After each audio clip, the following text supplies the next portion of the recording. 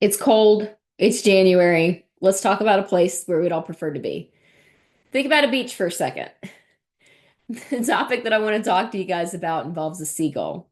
And this is just as annoying as the seagulls that you might experience on the beach. But in this situation, the seagull, my friend, is you. You are the seagull in this situation.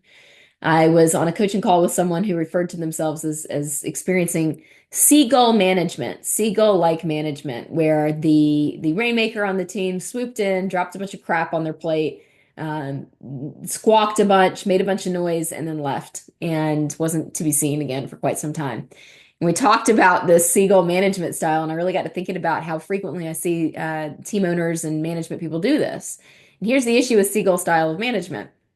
A couple things. One, it kills morale. If someone thinks that they're doing a good job and they only ever see their leadership when they come in, drop a bunch of crap, and then squawk and leave, that's not going to be a great morale builder.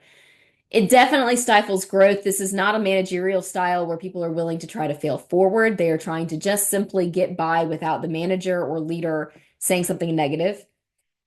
Along the same lines, this is going to create a culture of fear of I gotta hope I don't fall. I hope I don't screw up. I hope that this goes through, which doesn't actually lead to big thinking or creative solutions. And it's absolutely going to be a breach of trust if I am giving my all and attempting to do my best in this role and in this job, and leadership only ever sees my faults and my flaws. It's not gonna build trust with that relationship.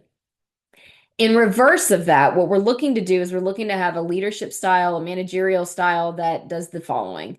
Instead, we're looking for someone who's going to engage consistently with the members of their team. They're not just going to swoop by, drop in, and then leave and not be seen again for another week or day or whatever. They're going to consistently check in, get a feel for the pulse of the team, the energy of the team, and what's cooking, right?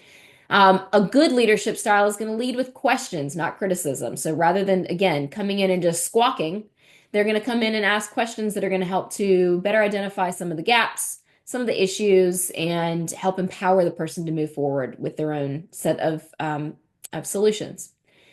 And a leadership that is not seagull management is going to be keen to invest in their people. This is going to be through trainings, through coaching, through tools, getting them around other people, which might cost money, that are doing things at a higher level than they are. They're willing to invest into the growth and development of the people that they surround themselves with on their team. This is something that rainmakers and owners and leadership people struggle with because we tend to be high D and we tend to be on to the next. We got to slow down and celebrate the wins that our people are experiencing.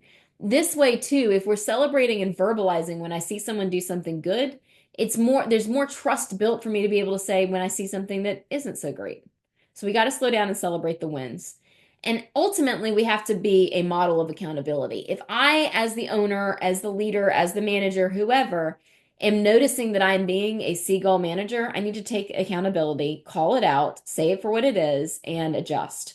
That also empowers the people around me to be able to also take accountability when there's issues in what they're creating or doing as well. So, how do you know if you're a seagull manager? There's a few questions that I would like you to pause and just ask yourself.